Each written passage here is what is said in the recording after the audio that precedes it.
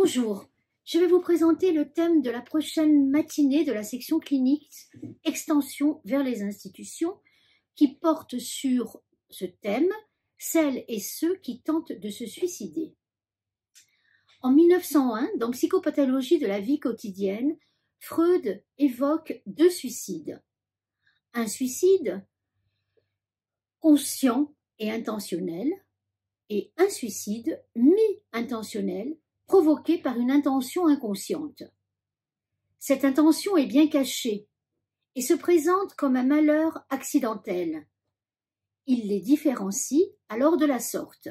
Je le cite, « Ceux qui ont l'intention consciente de se suicider choisissent, eux aussi, leur moment, leurs moyens et leur occasion. » De son côté, l'intention inconsciente attend un prétexte qui se substituera à une partie des causes réelles et véritables et qui, détournant les forces de conservation de la personne, la débarrassera de la pression qu'exercent sur elle ces causes. Il dit aussi « Je connais plus d'un soi-disant accident malheureux, chute de cheval ou de voiture, qui, analysé de près et par les circonstances dans lesquelles il s'est produit, autorise l'hypothèse d'un suicide inconsciemment consenti. » Freud évoque ici donc tantôt le suicide, tantôt la tentative de suicide. Aujourd'hui, les équipes de terrain en institution, cliniciens et travailleurs sociaux, sont toujours confrontées au même questionnement face à la crise suicidaire. Où, quand, comment cela s'est-il produit pour ce sujet-là? La tentative de suicide peut constituer, à un moment donné, la seule issue possible à l'impasse subjective qu'un sujet peut rencontrer. Le passage à l'acte, lorsqu'il réussit, clôt définitivement toute possibilité d'en savoir quelque chose.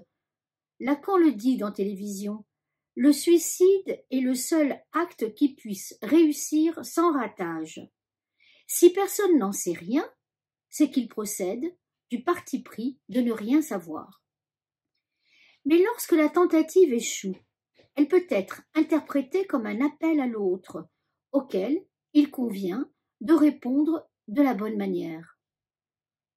Jacques-Alain Miller considère que le passage à l'acte est avant tout un franchissement. Je le cite, « Il n'y a pas d'acte vrai qui ne comporte un franchissement, dit-il. Mais un franchissement de quoi? D'un code, d'une loi, d'un ensemble symbolique? C'est le cas, par cas, qui nous fournira quelques coordonnées. » Lors de cette matinée, je vous présenterai le cas de Sonia, cette adolescente de 14 ans dont la tentative de suicide peut être considérée dans l'après-coup comme son choix pour briser l'étau de sa solitude et de ses pensées, pour faire entendre à l'autre, ses parents en premier lieu, sa douleur d'exister.